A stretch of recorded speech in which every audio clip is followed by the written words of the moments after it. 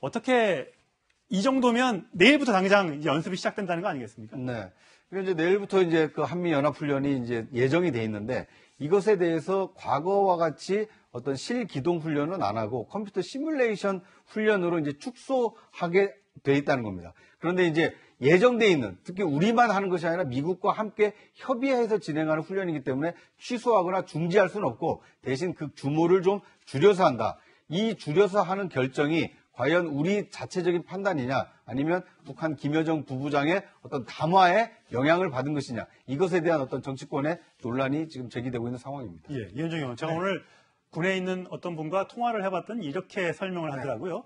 그러니까 지휘소 훈련이라고 해서 컴퓨터 시뮬레이션으로 하는 훈련이 원래 있었고, 그렇습니다. 일치 프리덤 가디언 훈련이라고 해서 실제 기동 훈련도 있었는데 그 실기동 훈련은 2017년 싱가포르 정상회담 이후에 하지 않고 있고 이 앞에 있는 시뮬레이션 훈련만 계속하고 있다.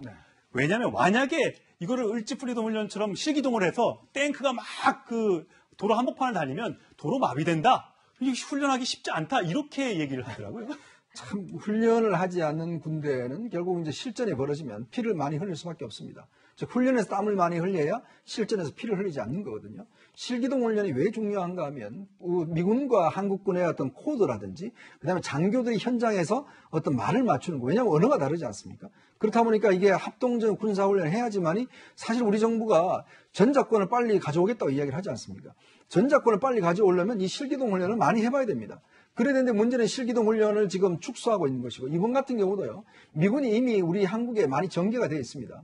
그런데 지금 훈련을 축소하려다 보니까 결국 한국군의 참여 숫자를 많이 줄여버렸어요. 그러니까 결국 그러면 한국군 같은 경우는 군대에 복무하면서 미군하고 훈련 한 번도 안 하고 그냥 제대하는 군인들이 꽤 많을 겁니다.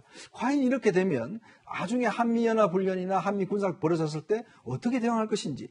그렇다면 이게 지금 벌써 2018년 이후에 계속 이런 현상이 벌어지지 않습니까? 이게 전쟁이 뭐 컴퓨터 게임도 아니고 이런 식으로 어떤 훈련을 하지 않을 경우 우리의 역량이나 이런 것들이 과연 제대로 되겠는가 의문이 많습니다. 제가 뭐 군의 해명을 대신 전해드리는 사람은 아닙니다만 제가 외교안보 국제부장이니까 오늘 통화한 내용을 잠깐 설명을 드리자면 대대급들에서 한미훈련은 일어나고 있다. 그것까지 훈련하지 않는 건 아니다라고 주장은 하고 있습니다.